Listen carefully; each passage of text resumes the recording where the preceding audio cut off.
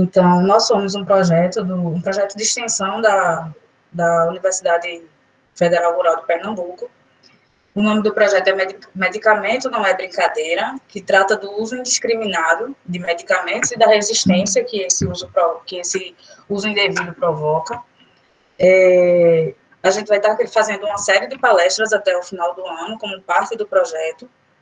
E eu queria apresentar a professora Jaqueline, maravilhosa, que aceitou o nosso convite, agradecer muito e falar um pouquinho para vocês da professora Jaqueline. Ela é graduada em Medicina Veterinária pela Universidade Federal Rural de Pernambuco, com mestrado e doutorado em Ciências Veterinárias pela Universidade Federal Rural do Rio de Janeiro. No período de 2005 a 2019, atuou como professora visitante na Escola de Medicina Veterinária da Universidade Nacional de Costa Rica. É professora associada da UFRPE, onde ministra as disciplinas de parasitologia veterinária e parasitologia geral para os cursos de graduação em medicina veterinária e bacharelado em ciências biológicas, além de disciplinas no programa de pós-graduação em ciência animal tropical e no programa de pós-graduação em ecologia. É coordenadora do Laboratório de Parasitologia, o LAPAR, onde são desenvolvidos projetos de ensino, pesquisa e extensão sobre parasitos e doenças parasitárias dos animais domésticos e silvestres, ecologia de doenças parasitárias zoonóticas e negligenciadas, medicina da conservação e saúde única. É tutora do programa de educação tutorial do curso de bacharelado em Ciências Biológicas, PET e Biologia, e vice-coordenadora do programa de pós-graduação em Ciência Animal Tropical da UFRPE. Professora, seja muito bem-vinda. Nós estamos muito felizes com a sua presença e estamos muito felizes pela presença de todos vocês. Eu vou só explicar para vocês como é que vai ser a sistemática da ata de presença, tá bom? Nós vamos liberar uma ata, um formulário, né, com a ata de presença no final da palestra. Vai ter uma palavra-chave que nós estaremos disponibilizando aí do meio da palestra para o final também. E, enfim, quem preencher o formulário, colocar a palavra-chave certinha, vai receber o certificado, tá bom? Em relação às perguntas, a professora vai dar a palestra dela. Eu peço que as dúvidas elas sejam mandadas via chat. Eu vou fazer uma listinha com todas as dúvidas e no final da palestra eu vou falando as dúvidas e a professora vai respondendo, tá bom? É isso, gente. Eu peço também que desliguem os microfones e se quiser, as câmeras, né, para que a professora possa começar a palestra dela. Muito obrigada, aproveitem. Fiquem em casa, né? Vamos continuar nos protegendo e aprendendo também, porque o bom é compartilhar conhecimento, né? Obrigada, gente. Professora, fique muito à vontade e boa palestra para todos. Boa noite a todos. É um prazer estar aqui com vocês, na casa de vocês, né? Agradecer o convite da equipe do projeto Medicamento Não é Brincadeira. Espero poder dar conta do tema. É um tema que suscita bastante debate e eu espero que a gente faça um bom debate, tá bom? Deixa eu ver aqui.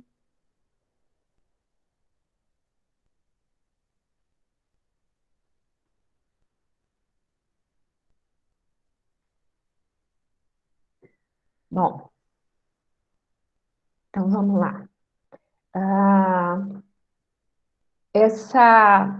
Esse convite para essa conversa de hoje é um convite bastante oportuno, isso porque no laboratório de parasitologia nós trabalhamos em diferentes frentes de pesquisa e extensão relacionada com a saúde única, e esse tema relacionado à utilização dos medicamentos antiparasitários de uso veterinário, ele se encaixa perfeitamente nessa abordagem multidisciplinar, transdisciplinar, que é a abordagem da saúde única. Esse é o nosso projeto de extensão, Parasitologia para Todos, promoção da saúde única, onde em 2017, no marco desse projeto, nós fizemos um evento onde nós discutimos a problemática dos resíduos de medicamentos em alimentos de origem animal e onde um dos aspectos abordados era exatamente os resíduos dos antiparasitários. Nós temos um jornal, um boletim informativo, onde, por coincidência, a edição que a gente está terminando de preparar, provavelmente até o final desse mês ela vai estar sendo divulgada, é sobre os antiparasitários. Bom, eu usei como tema para essa conversa uma frase que é muito dita pelas pessoas que fazem uso indiscriminado, uso não orientado dos antiparasitários, né? A frase de que, bom, se bem não fizer, mal não faz.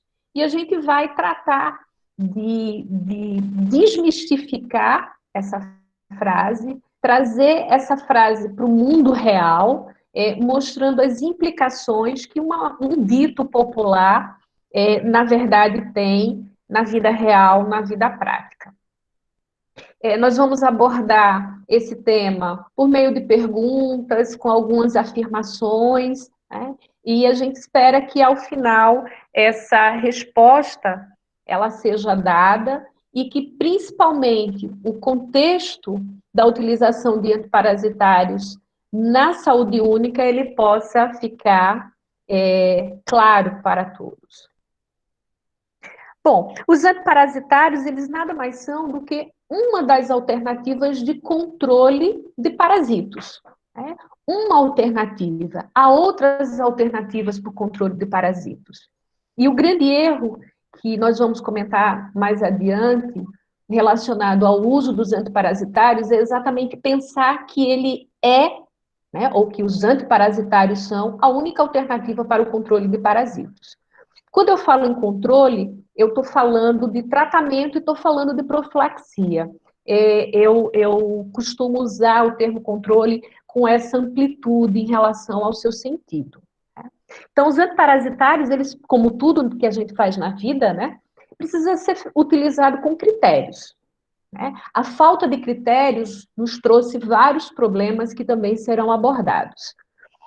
E quando a gente fala da utilização dos antiparasitários, nós falamos de que temos situações nas quais a gente pode eleger ou não usar esses medicamentos. Tá? Faço sempre a diferenciação entre parasitismo e parasitose. Parasitismo é a presença de parasitos no organismo do hospedeiro sem provocar sintoma, sem alterar a saúde do hospedeiro. Quando a gente fala que o parasito está presente e causa alteração na saúde desse hospedeiro, nós já estamos falando de parasitose, nós já estamos falando de doença. Então, são dois termos que a gente precisa usar com cuidado. Algumas vezes, e nós vamos apresentar mais adiante, um animal com parasito, sem estar doente, ele vai precisar ser tratado. Em outras situações, o animal só vai ser tratado se ele estiver doente em função dos parasitos que ele alberga. Nós também podemos chamar o parasitismo de infecção ou infestação. Né? A infecção por endoparasitos, a infestação por ectoparasitos. Então, ter uma infecção por parasitos não significa estar doente, não significa ter uma parasitose. Esses são os 3 grupos de parasitos para os quais nós utilizamos os antiparasitários, os artrópodes, compreendendo os ácaros, os carrapatos e os insetos, entre eles as pulgas, os piolhos, as moscas, os mosquitos e os triatomíneos, e a gente chama a atenção para o fato de que os artrópodes, eles são ectoparasitos.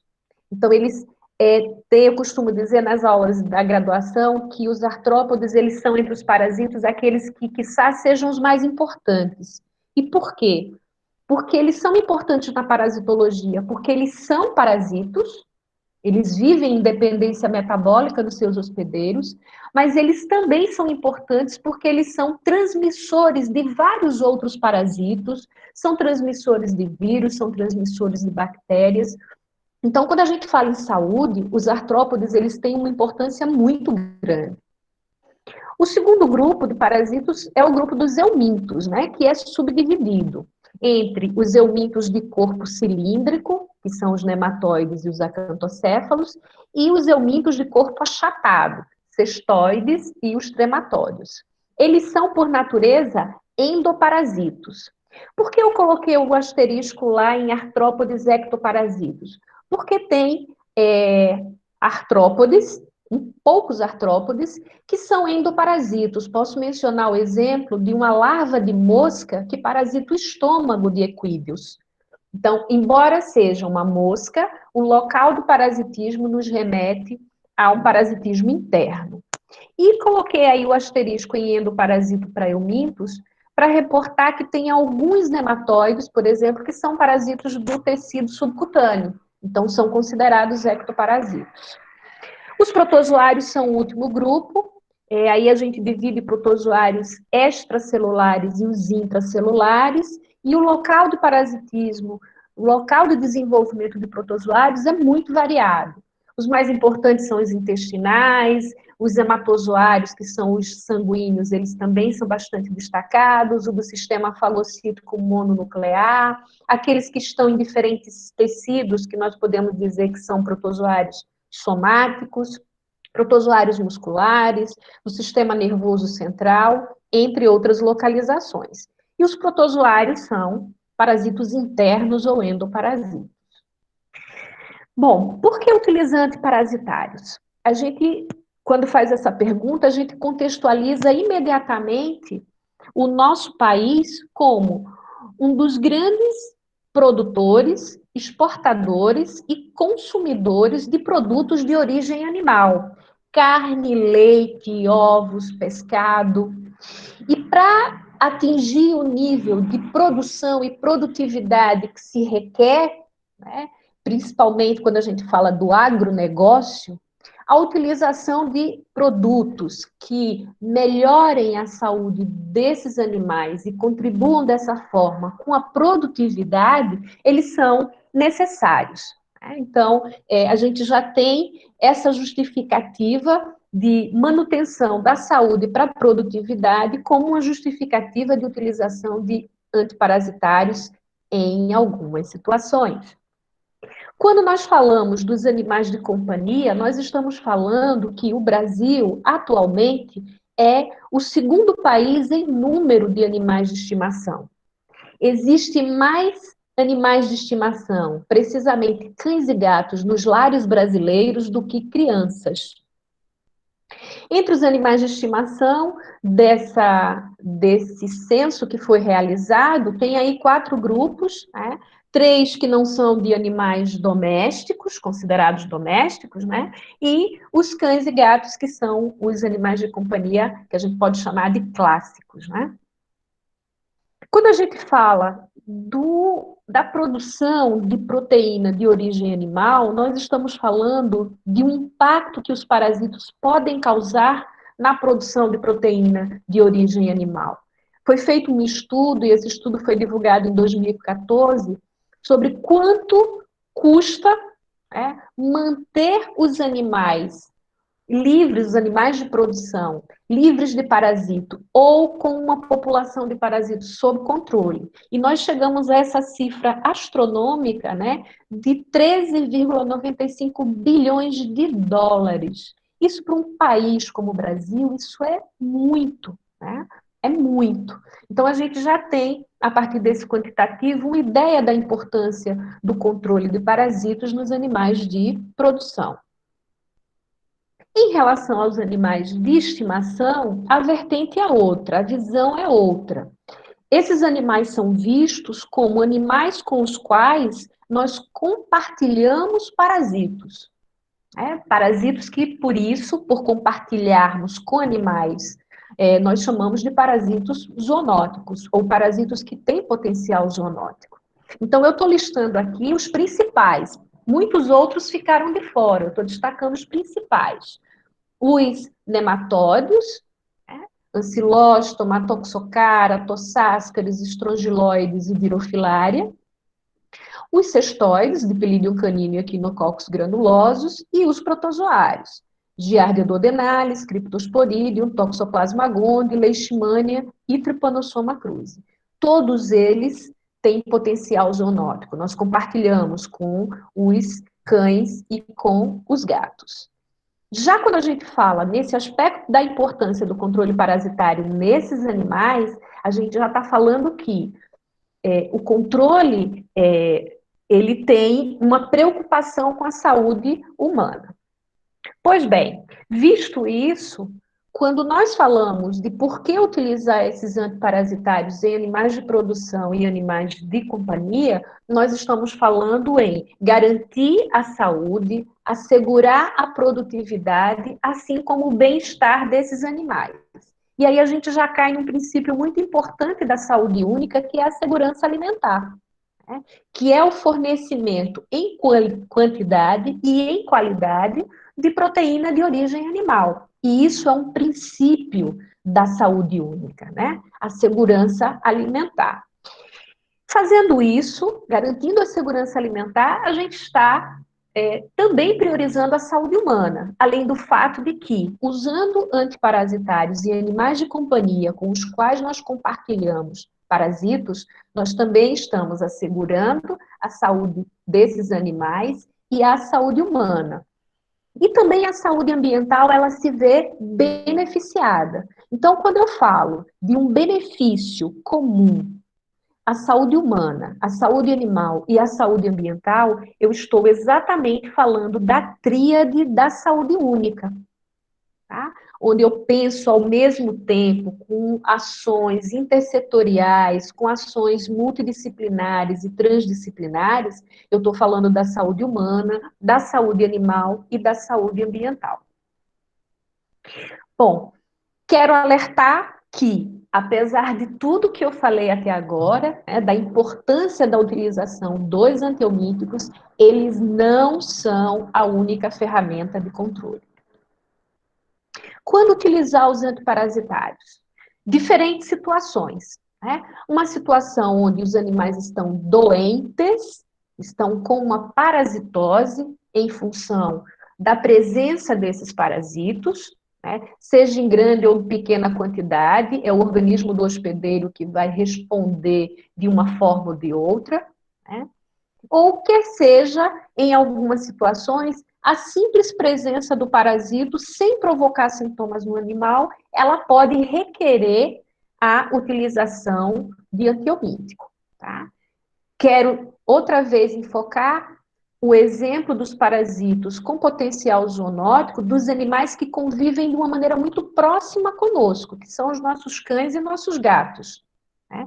A simples presença desses parasitos com potencial zoonótico nesses animais já é o suficiente, ou melhor, já é mais do que suficiente para que os antiparasitários sejam utilizados. Porque aqui, né, a gente não pode esperar que esses animais finalizem com doença. O fato deles estarem parasitados já significa que eles podem fazer com que esses parasitos cheguem até nós. E também aproveito para fazer o destaque. Quando a gente fala de zoonoses, a gente fala de uma via de mão dupla. Zoonose, parasito com potencial zoonótico, ele vem dos animais para nós e ele sai de nós para os animais, tá? Nós não somos as vítimas. Os animais não são os vilões. Podemos ser vítimas e vilões e eles também, perdão, porque as zoonoses, elas têm essa característica, são doenças transmissíveis entre animais e humanos. Certo? Então, esse alerta, mais uma vez, é para o fato de que, em caso de parasito com potencial zoonótico, a gente não espera por doença para fazer a utilização dos antiomíticos. Mas para fazer essa diferenciação ou para estabelecer os critérios que vão dizer se o antiparasitário deve ser ou não utilizado, em qual situação ele deve ser utilizado, é fundamental e é imprescindível a participação do médico veterinário. Ele é o ator mais importante, né, nesse ciclo de utilização de antiparasitários. Isso por quê? Porque ele vai vai lançar mão de instrumentos, de ferramentas, de alternativas para identificar a situação onde o o antiparasitário será necessário, e aí a gente faz um link direto com a importância do diagnóstico parasitológico. É algo que nós não podemos prescindir quando pensamos em utilizar antiparasitários. É necessário saber se eles são, é absolutamente necessário sua utilização. E se for, qual o melhor antiparasitário? E essa escolha ela é feita com base no parasito que foi detectado pelo médico veterinário a partir do diagnóstico clínico, mas principalmente a partir do diagnóstico parasitológico. O diagnóstico clínico para as parasitoses, ele tem um limite. E o limite é que a maioria dos sinais clínicos nas parasitoses, eles são inespecíficos, são sinais comuns a várias outras doenças.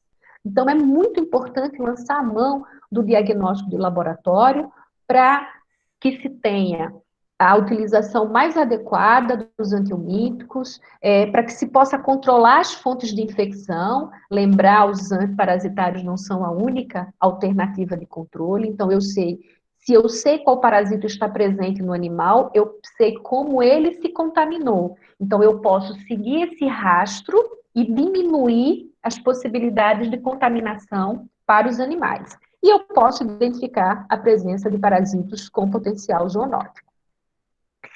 Normalmente, os antiparasitários são chamados de maneira comum de remédio de verme ou vermífugo, né? Alguns chamam de carrapaticida, acaricida, também são outras denominações utilizadas. Nós classificamos os antiparasitários em endocidas ou endoparasiticidas, e aí estão os antihelmínticos, né, aqueles que têm efeito contra os helmintos, e aqui a gente já faz também uma outra chamada de atenção. Vimos que são 4 tipos de helmintos. Uma droga antihelmíntica, ela tem efeito diferenciado sobre esses 4 tipos de helmintos. Então, isso já me diz que eu preciso saber qual é o tipo de helminto que o animal tem para saber qual o antihelmíntico adequado para esse grupo de helmintos que o animal apresentou, porque eles não têm efeito ótimo sobre todos os 4. Os antiprotozoários têm efeito sobre os protozoários, então encerramos aqui os endocidas ou endoparasiticidas. Os ectocidas ou ectoparasiticidas são os acaricidas, né, efeitos sobre ácaros, carrapaticidas sobre carrapatos e os inseticidas sobre os diferentes tipos de insetos, também de forma diferenciada. As drogas endectocidas são aquelas drogas que têm efeito como endocida ou como ectocida, ou seja, elas combatem ao mesmo tempo ecto e endoparasitos, destacando com potencial de ação diferenciado. Então, os grupos de antiparasitários, eles são escolhidos, né, pelo seu modo de ação. Eu quero tratar, eu minto. Então, qual o melhor helminto para tratar, antihelmíntico, para esse tipo de helminto que foi diagnosticado?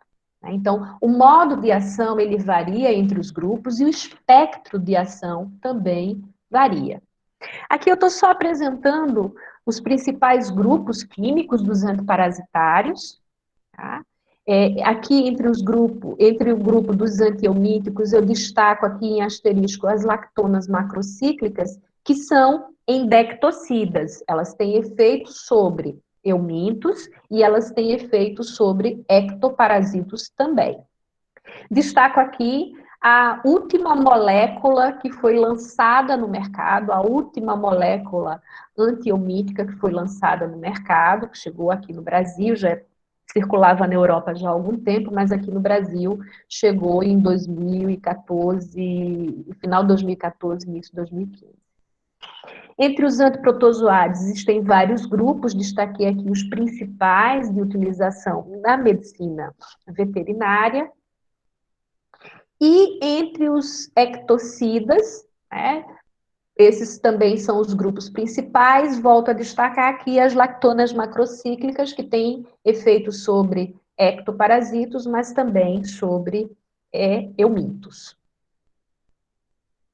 Bom, identificado o parasito, né, escolhido o grupo químico, é hora de escolher a melhor formulação para utilizar, para cada espécie animal, para cada situação, uma formulação diferente à conveniência, né? Mas isso também está no rol de escolha do médico veterinário.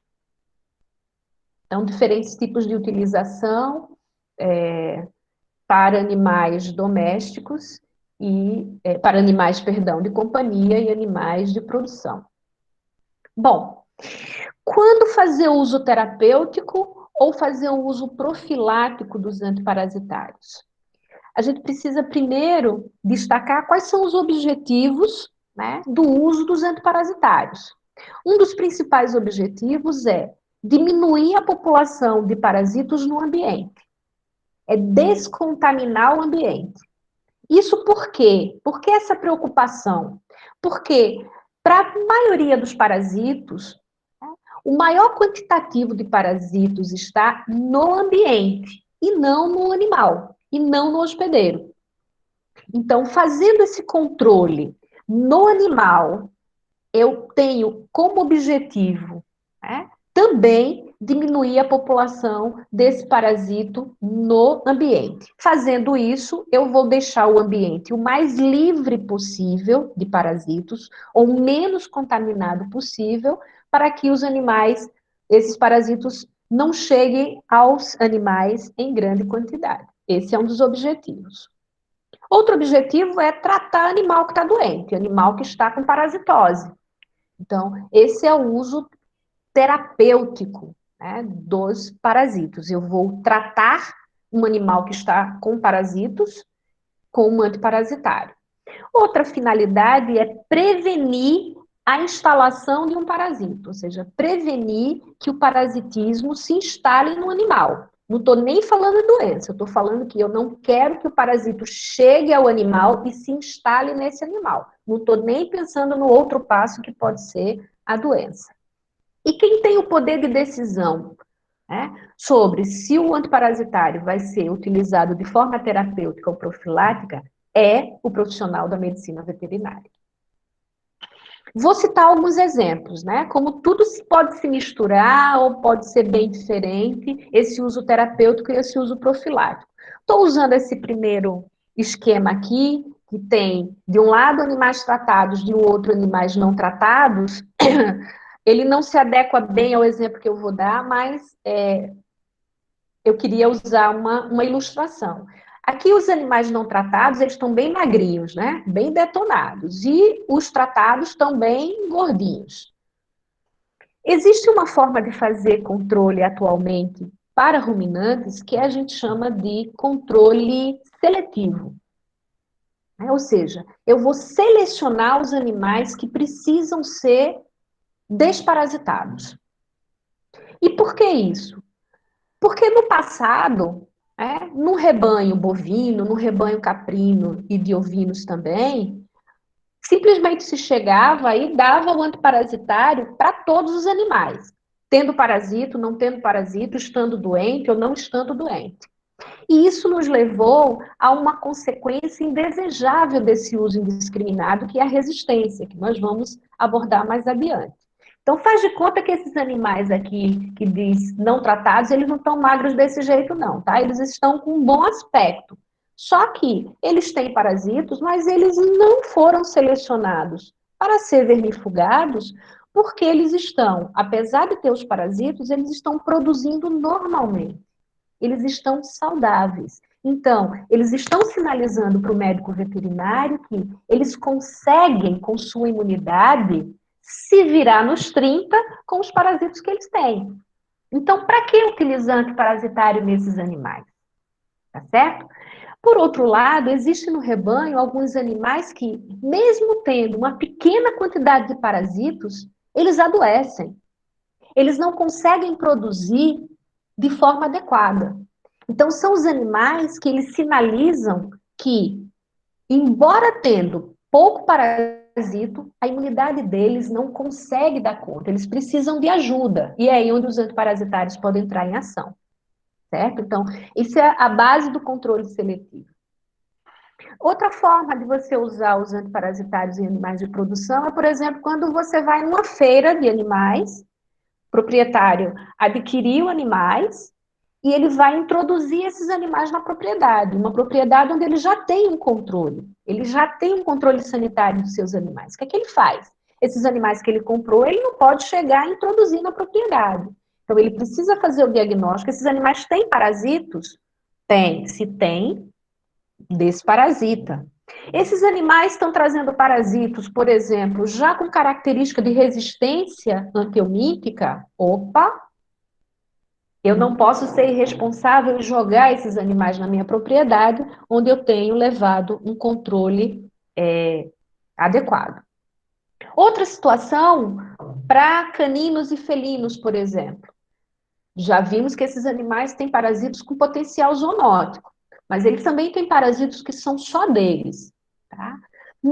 Para esses animais, quando nós fazemos o parasitológico de fezes, por exemplo, e detectamos a presença de parasitos com potencial zoonótico, eu não tenho que pensar duas vezes, eu tenho que vermifugar esses animais.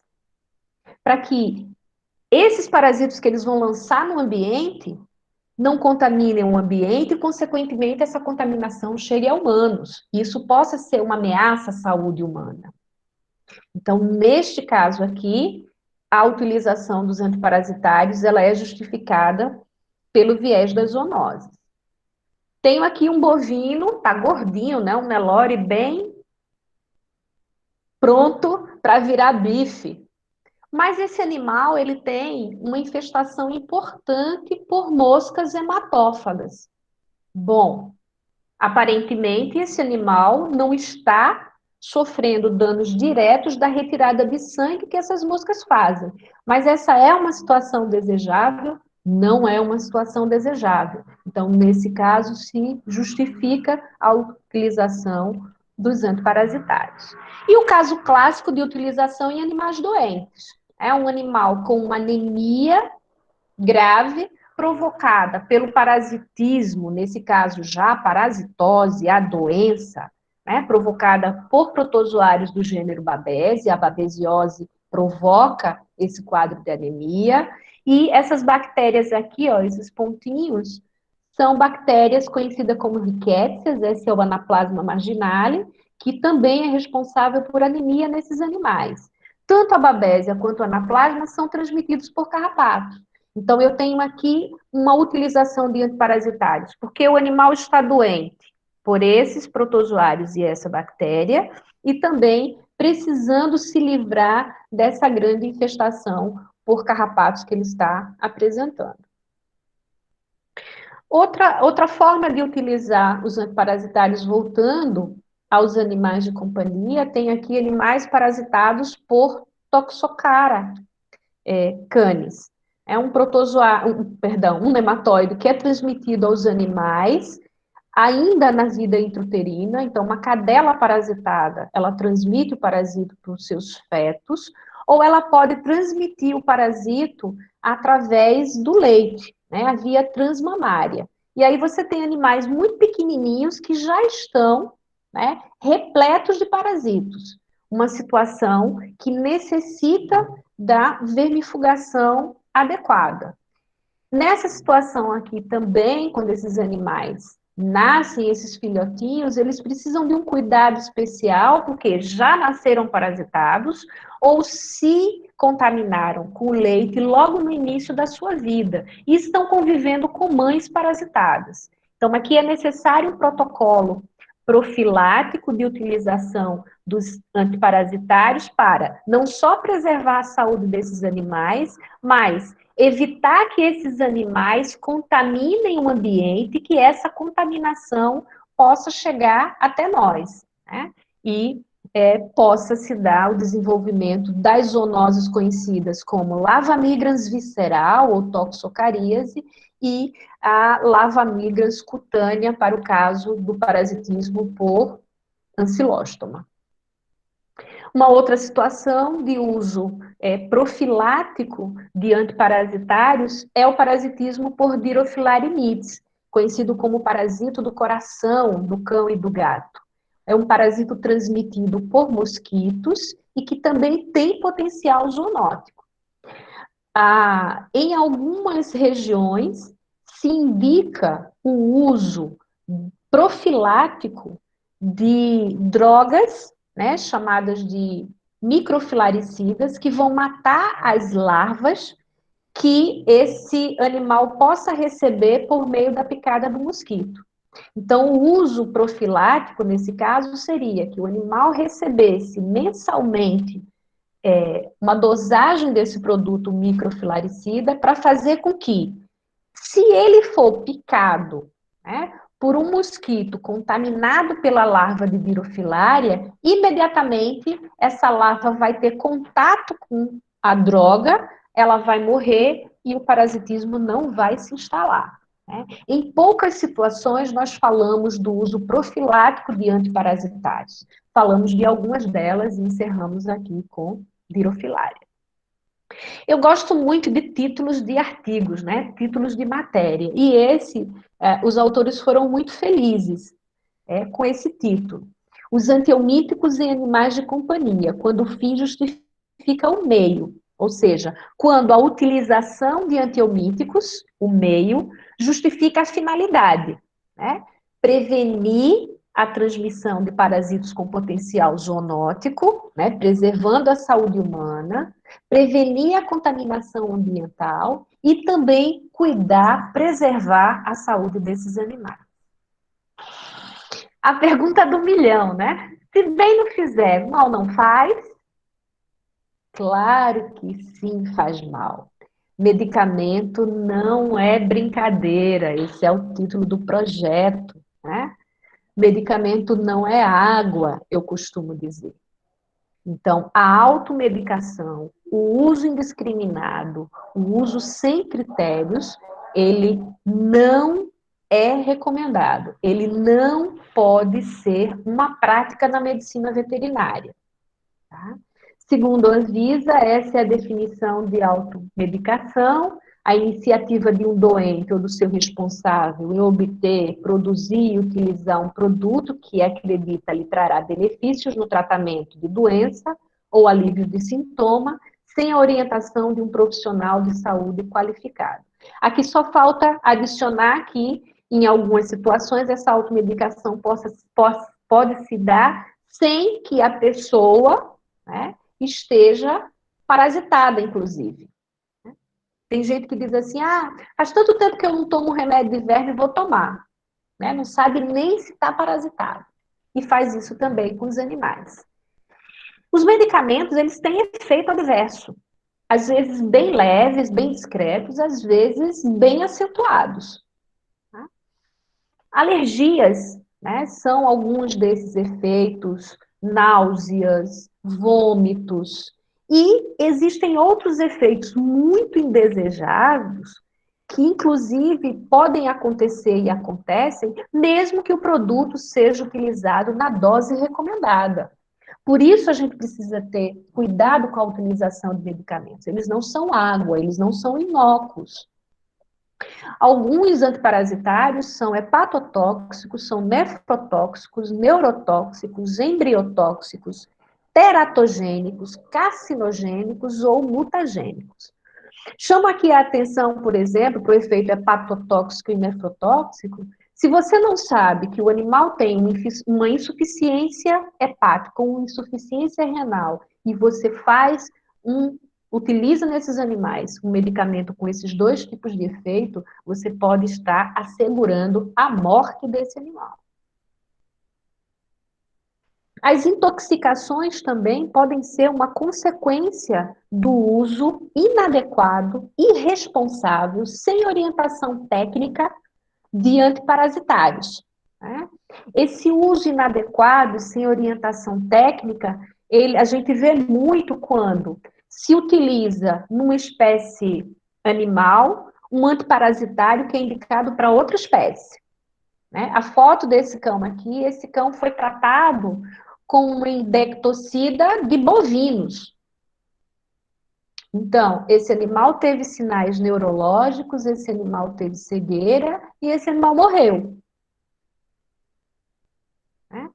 Outra forma de que você possa provocar intoxicação pelo uso inadequado de antiparasitários é quando você não tem a noção do peso do animal. Eu não tenho noção de tamanho, de volume, de nada disso. Então, perguntar para mim o peso de uma pessoa, o peso do animal, é a coisa mais errada da face da Terra. Então, como uma pessoa sem noção, assim como eu, pode olhar para um animal e dizer, não, esse animal pesa 10 quilos, então eu vou fazer essa dosagem de antiparasitário nele. Então, isso pode levar a quadros de intoxicação, né? É uma das formas, né? Então, aqui, estou usando aqui 2 exemplos que são da nossa prática aqui no Brasil. Né? Aqui, ó, já na embalagem, no envase, já tem aqui, ó, um animal que não é um cão, que não é um gato. Então, eu não tenho por que fazer o uso desses medicamentos que são aqui, ó, bovino, ovino e suíno num cão ou num gato. Não tem porquê, não se justifica, é crime. E nós temos um arsenal enorme de produtos antiparasitários, endocidas, ectocidas, endectocidas que podem ser utilizados e devem ser utilizados em cães e gatos sem a necessidade de que você use um produto do bovino nesses animais. Outra consequência do uso indevido e inadequado de antiparasitários, não orientado tecnicamente, é a resistência parasitária. Esse também é um sério problema, é uma séria consequência. Né? A definição de resistência parasitária, né, é aqui apresentada, é a capacidade que o parasito desenvolve, né, de sobreviver a dosagens terapêuticas do princípio ativo que deveriam causar sua morte ou eliminação. E uma vez que o parasito apresenta essa característica de resistência, ela é genética, ele passa para a progênie. E a gente tecnicamente considera, né, que a resistência, a probabilidade da resistência acontecer quando a eficácia de uma droga, ela falha em alcançar 95%. Então, a resistência antiparasitária ela é fruto do uso irracional, abusivo e sem orientação técnica. Né? Intervalos muito curtos, subdosagem, utilização de antiparasitários inadequado para a situação. Né? E isso veio acontecendo ao longo do tempo, quando a indústria farmacêutica disponibilizou uma grande variedade de produtos de amplo espectro, de poder residual prolongado e de baixa toxicidade. Então, isso foi a festa. Bom, eu tenho todo esse cenário, é só eu escolher qual é o mais legal, qual é o mais barato, qual é o mais...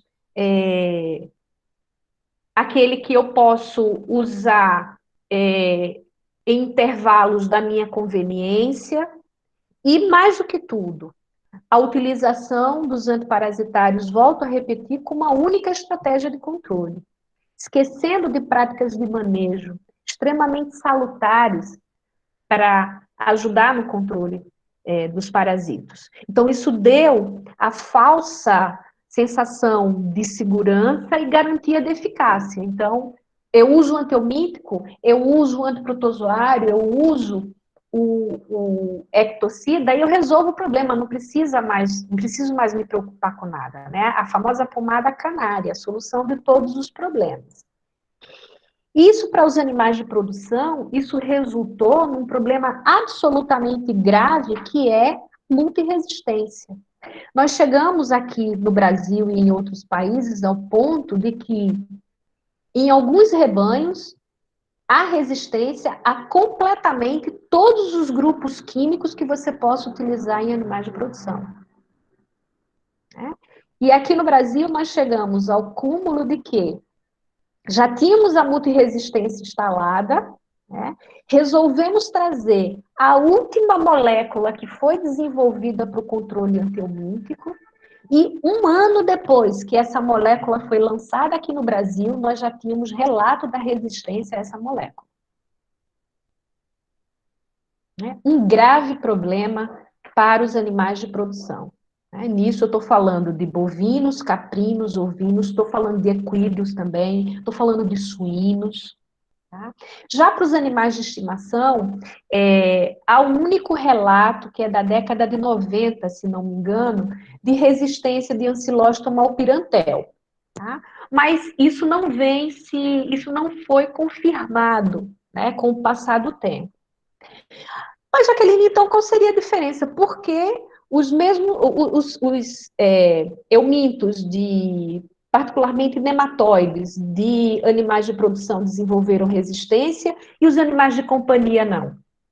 Basicamente porque a gente tem uma população de animais de produção maior, né, que foi tratado, onde essa utilização de antihelmínticos se deu em comparação com o que a gente tem de animais de companhia. Mas ainda assim, o que se vem usando de forma equivocada de antihelmínticos em animais de companhia é um verdadeiro milagre nós não termos a resistência instalada.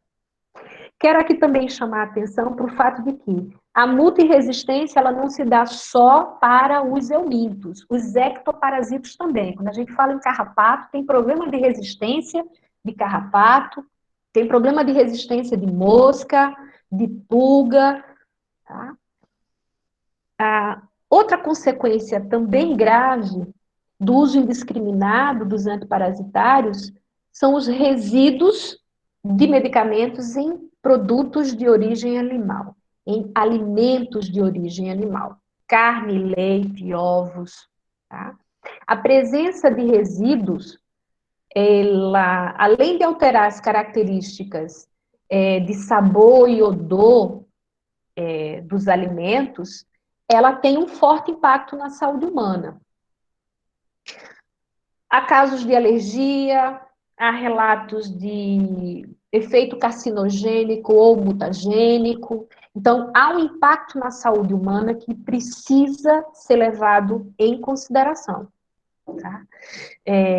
Para isso, a utilização de antiparasitários, ela deve levar em consideração o período de carência que cada medicamento tem. O período de carência é um tempo que leva para que a quantidade de resíduos da droga utilizada seja em uma quantidade tão pequena que não signifique uma ameaça à saúde do consumidor desse alimento. E, infelizmente, esse período de carência ele não é respeitado. Tá? Volto aqui a apresentar uma droga muito utilizada, tá aqui, ó, período de carência. Quanto tempo, né, se deve esperar para que, depois que o bovino foi tratado com essa droga, quanto tempo deve esperar para que esse animal possa ir para o abate, para que a carne dele chegue ao consumo? Né? O leite, eu posso consumir o leite de um animal que foi tratado com esse produto? Está dizendo aqui que não. Tem um manual muito interessante sobre o uso racional de medicamentos veterinários em bovino, que foi publicado por 2 médicos veterinários da Costa Rica.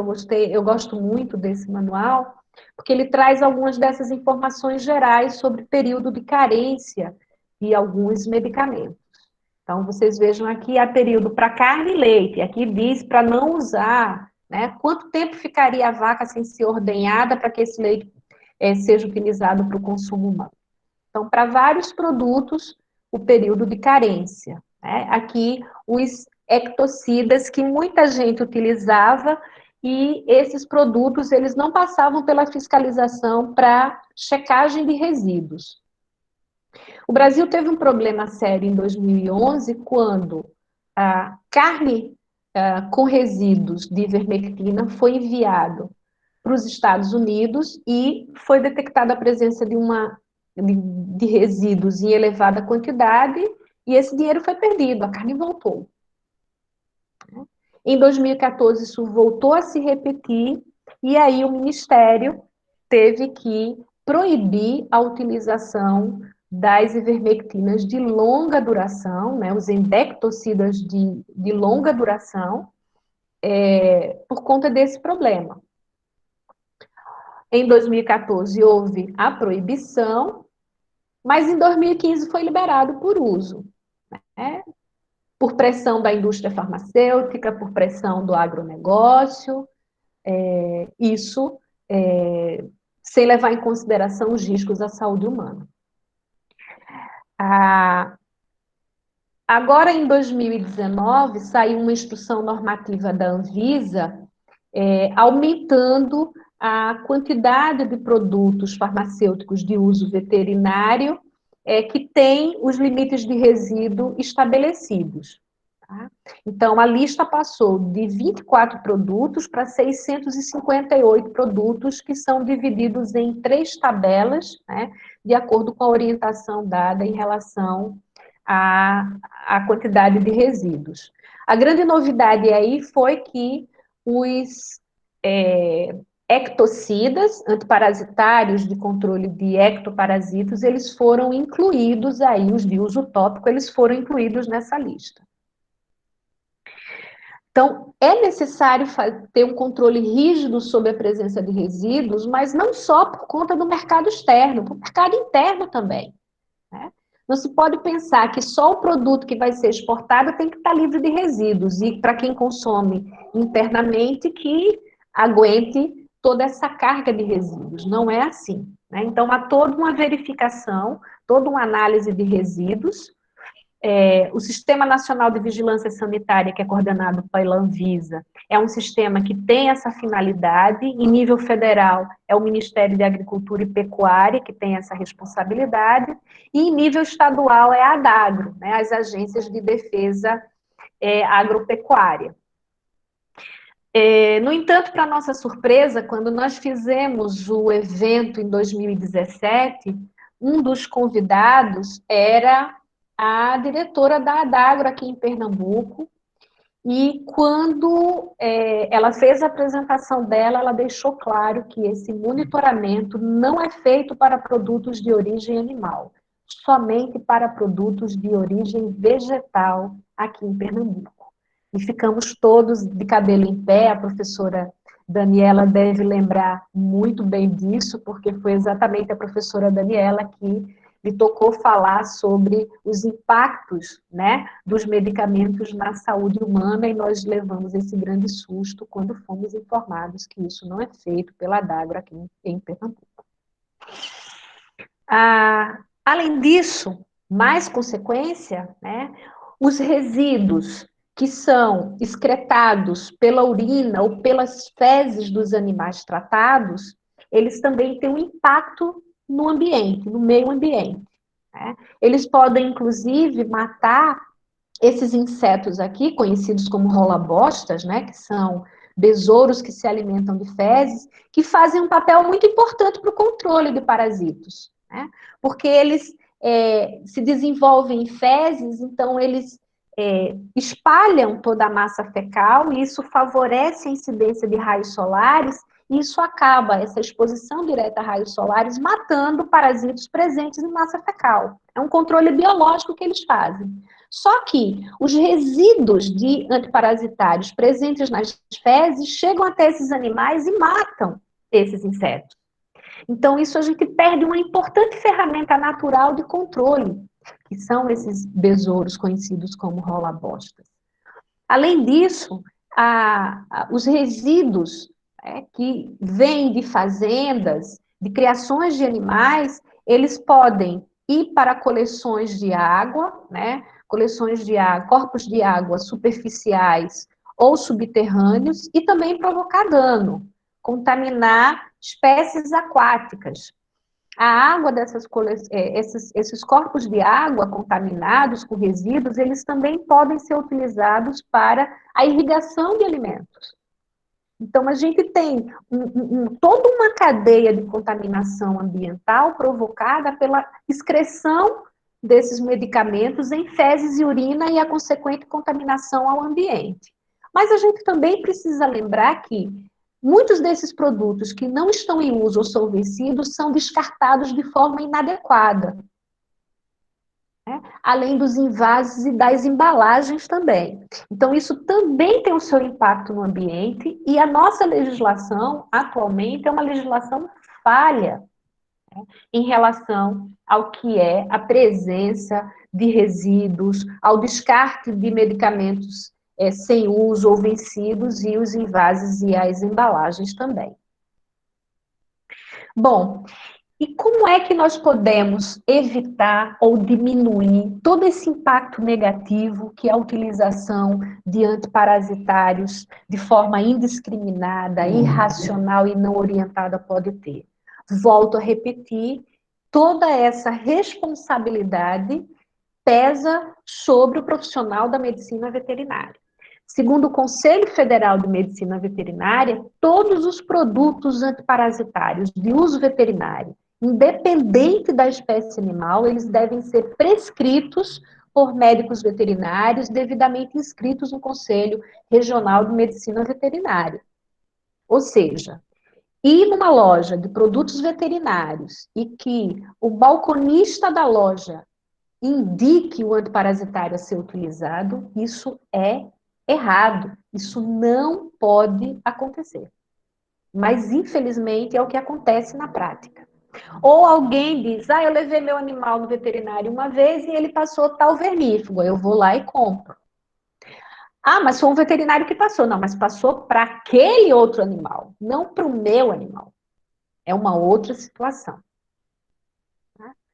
Então, existe forma de diminuir o uso de antiparasitários ou potencializar os efeitos deles? Tem sim. O mantra, diagnóstico, diagnóstico, diagnóstico. É o mesmo mantra para controle da Covid-19, né?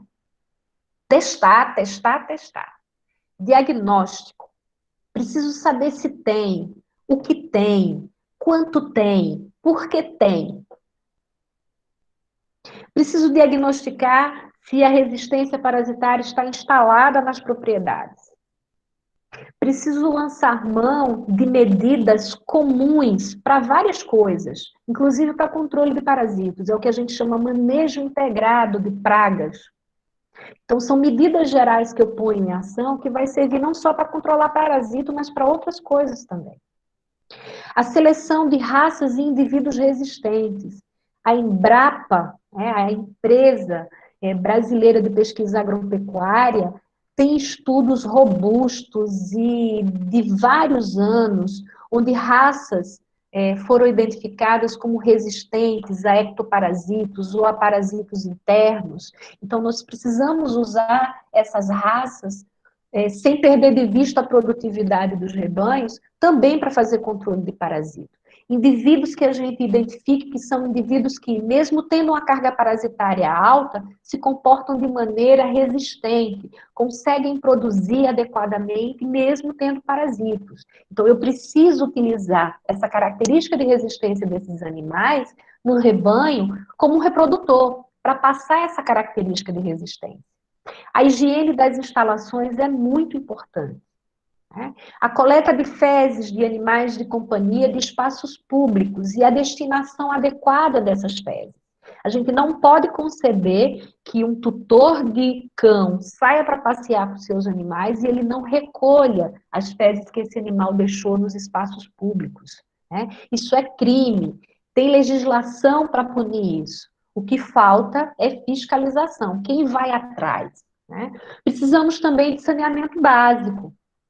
Algumas parasitoses zoonóticas de caninos e felinos e humanos, a transmissão ocorre por saneamento básico deficiente. A educação em saúde é extremamente importante, trabalhar a educação, trabalhar a sensibilização para os problemas comuns de saúde a animais, a humanos e ao ambiente. Fazer educação continuada de profissionais.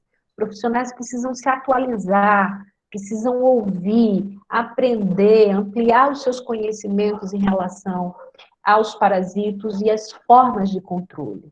E a gente precisa, mais que tudo, de pesquisa. Nós estamos vivendo um momento onde a pesquisa tem sido fundamental para nos livrar ou diminuir esse grande peso, essa grande carga que é essa doença que nós, infelizmente, estamos vivenciando atualmente. É a pesquisa que está sustentando isso. Pesquisadores. Nós devemos muito a essa categoria de profissionais. E fazer a extensão, a difusão do conhecimento, fazer o que se o que se faz na universidade, o que se produz nas universidades, nos centros de pesquisa, cheguem até a população de uma forma mais objetiva.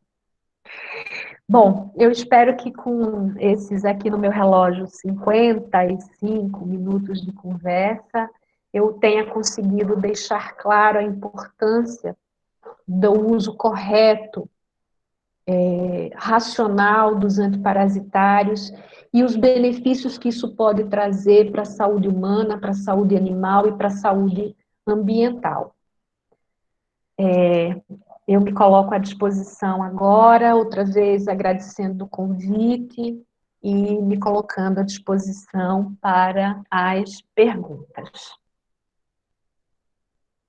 Obrigada, professora. Eu que agradeço, nós que agradecemos, a professora Daniela, por sinal, gente, minha orientadora maravilhosa, linda, professora Daniela Bastos, está aqui também. Dando um alô aí para Oi, gente, estou aqui nos bastidores, recebendo, aceitando, né, as pessoas que estão chegando. Professora Jaqueline, nós, desse projeto, estamos extremamente felizes. Uma palestra que contemplou todos os aspectos, ela ultrapassou as expectativas que a gente tinha. Foi, assim, muito bom. Tinha hora que eu tinha vontade de aparecer, é isso mesmo, gente, presta atenção, porque foi muito bom. Então, toda a equipe está muito feliz por esse momento tão rico, tá? E aí, assim, esse projeto, ele acaba sendo um conjunto de pessoas que tem o objetivo de trabalhar, cada um com suas peculiaridades, aceitar as informações, ajudar a contribuir, né, de forma multidisciplinar. Tá? Então, tem uma coisa que eu achei muito interessante, assim, que eu uso consciente, sabe, professora? E todos vocês, meninos, que estão morrendo de saudade. Mas é o seguinte, o paciente, ele não precisa, na verdade, sair de uma consulta com uma receita.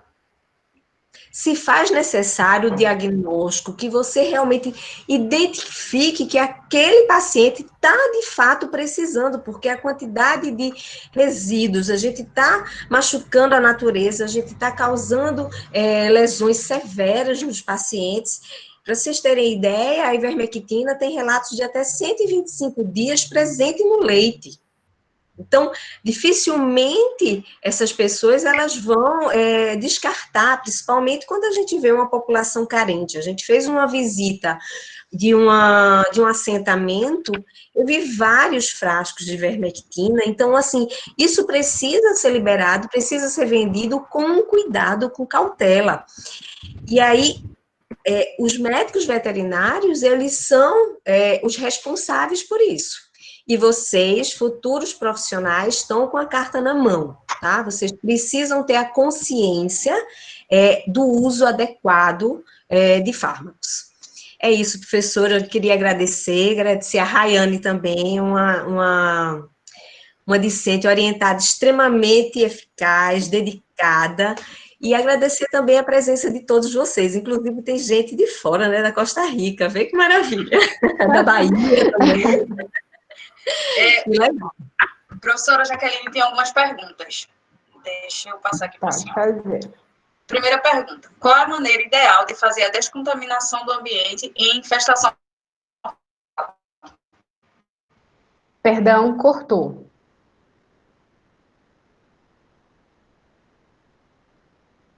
Ai. Conseguiu escutar? Não, cortou. Que deu uma travada aqui. Pronto. A pergunta foi: qual a maneira ideal de fazer a descontaminação do ambiente em infestação por carrapato?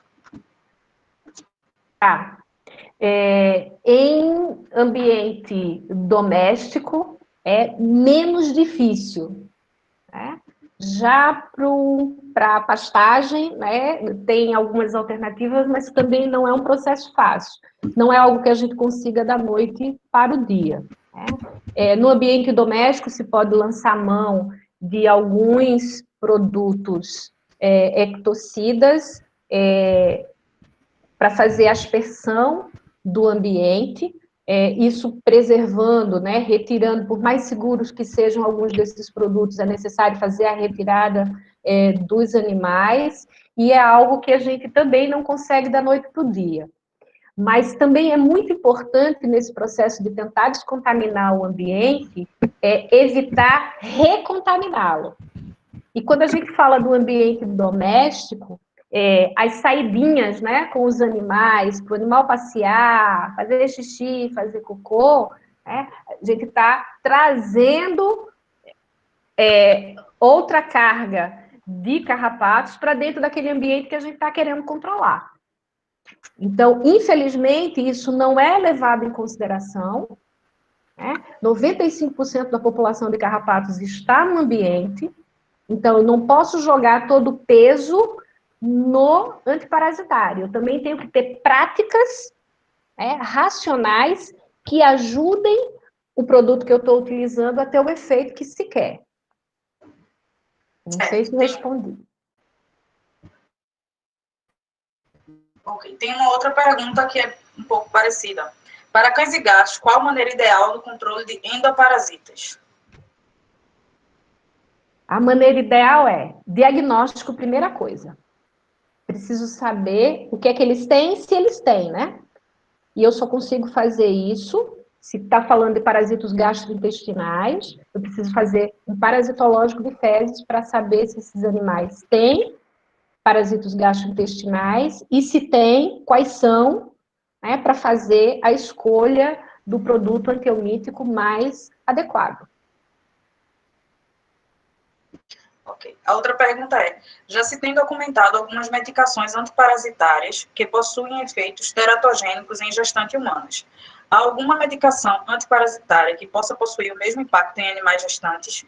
Complementando a pergunta anterior, quais opções seguras para animais prenhes para promover um tratamento de parasitoses eficaz? Sim, temos várias drogas teratogênicas, embora já tenha se melhorado muito, diminuindo o efeito tóxico de boa parte dos antiparasitários que a gente tem aqui no Brasil, alguns ainda têm efeito teratogênico em éguas, em porcas também, nós temos sim.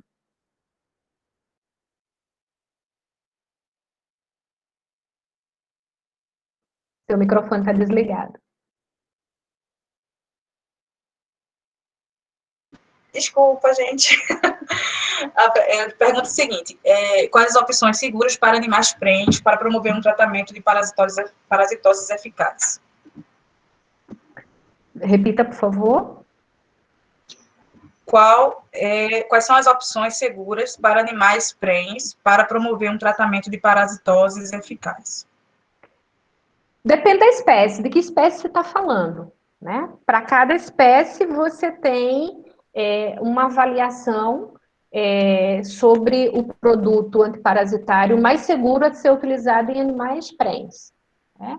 Muitas vezes você tem um medicamento um antiparasitário que ele é recomendado para você utilizar em, por exemplo, cadelas e gatas prenhes, mas que para que eles não dão a completa segurança que a utilização durante a gestação vai impedir a transmissão para os fetos, nem para os animais recém-nascidos quando estejam amamentando.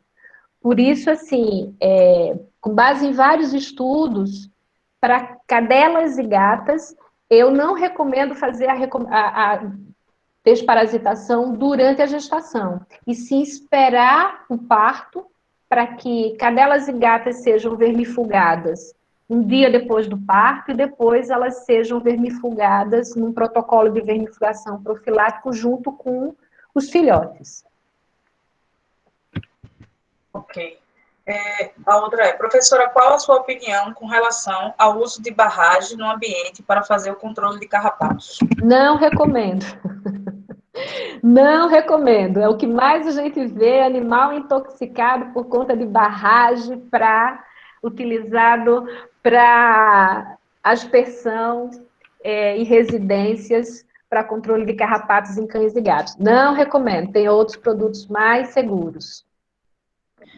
Certo. A outra, gostaria de saber se existe algum estudo ou comprovação de que revezar os antiparasitários profiláticos em cães e gatos poderia diminuir a resistência. Nós não temos resistência relatada a os antihelmínticos em cães e gatos, ok? Não temos. Para evitar o desenvolvimento de resistência, fazendo rotação de produtos eu não sou muito favorável a essa medida, tá? Isso porque eu parto do princípio que time que está ganhando não se mexe. Enquanto eu estiver acompanhando, acompanhando com testes que o medicamento está tendo efeito, eu não faço a troca, tá? Alguns recomendam trocar a cada ano. Eu não sou muito favorável. Essas trocas, elas também, em alguns casos, quando elas não são orientadas, elas favorecem a resistência, o desenvolvimento da resistência. A outra é, por qual motivo cães da raça Collie não podem usar ivermectina? Esses animais, eles têm uma alteração genética que faz com que essa droga atravesse a barreira hematocefálica. E isso faz com que a droga possa ter um efeito tóxico nesses animais, mas tem outras avermectinas que são seguras para esses animais. A outra pessoa colocou assim, então não é indicado o uso periódico preventivo?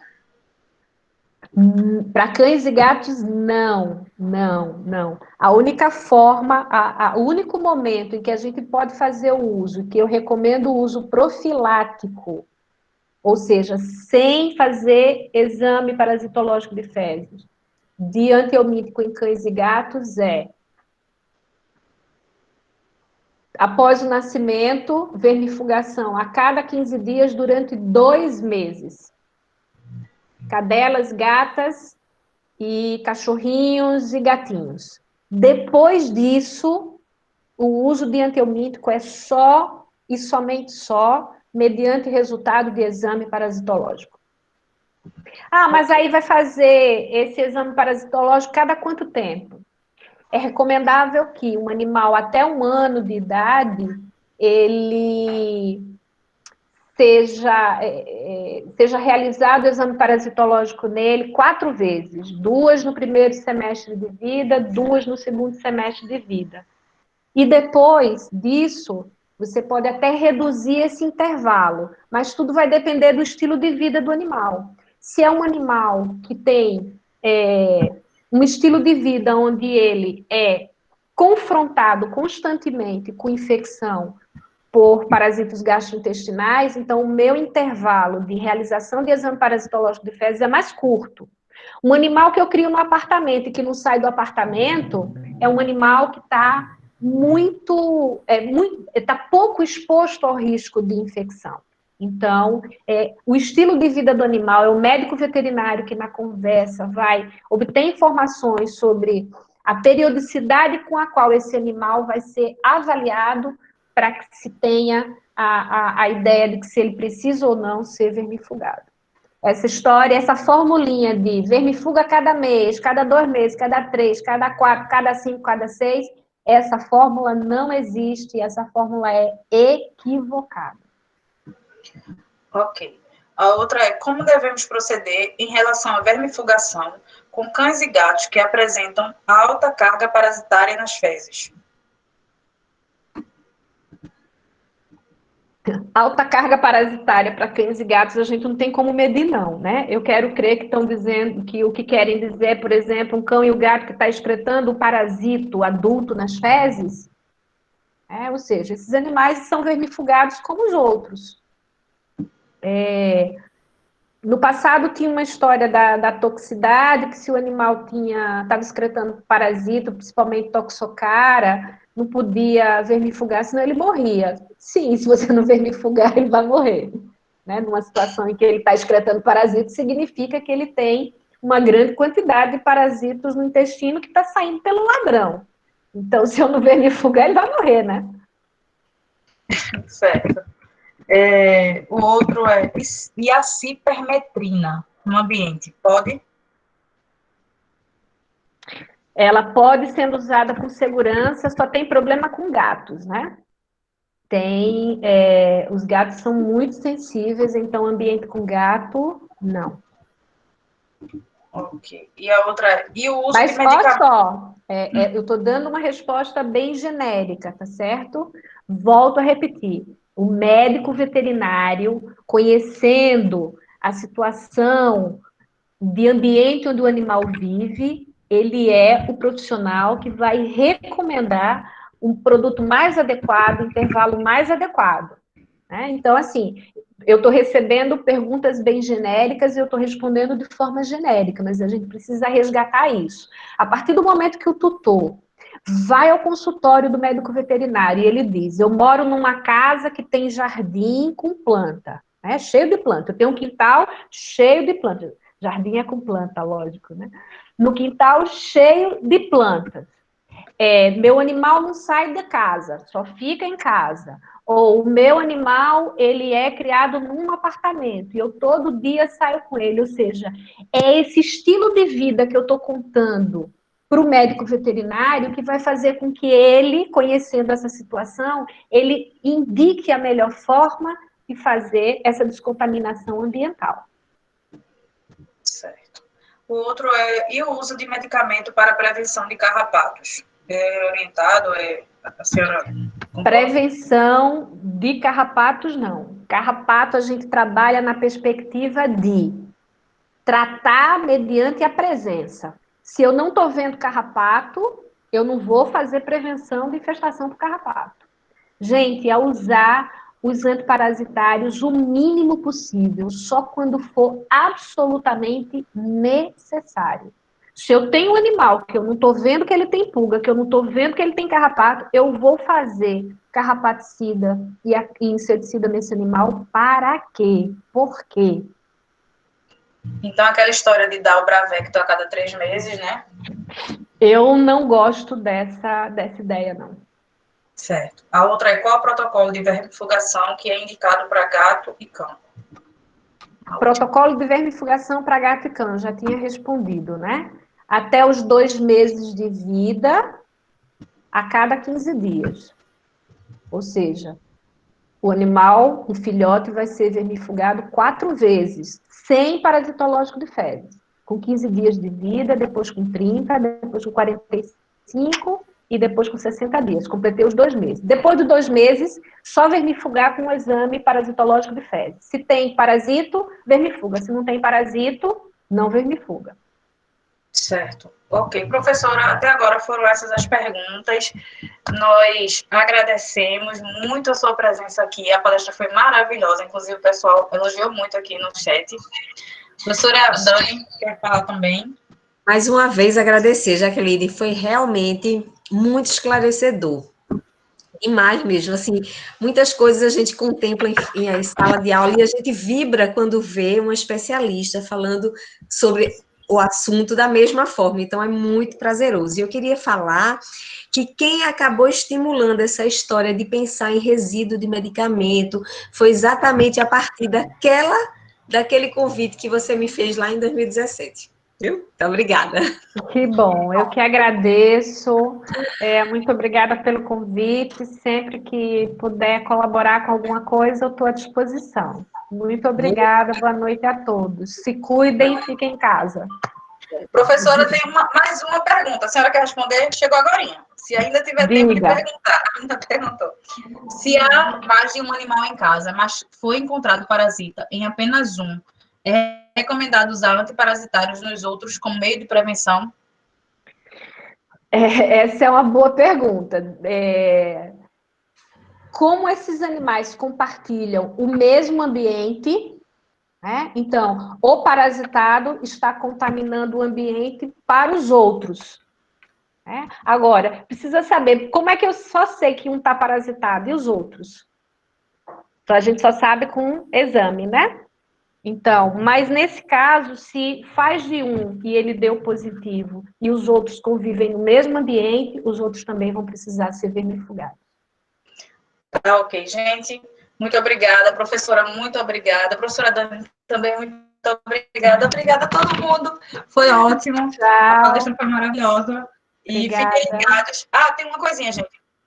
Obrigada. Eu queria só compartilhar com vocês aqui. Acho que não vai dar, mas enfim, eu vou compartilhar lá no stories da gente lá no Medicamento Não é Brincadeira, uma outra palestra que a gente está promovendo para a próxima terça-feira. Então, fiquem ligados. E obrigada pela presença de todos vocês. Beijinhos. Obrigada. Tchau, tchau. Tchau.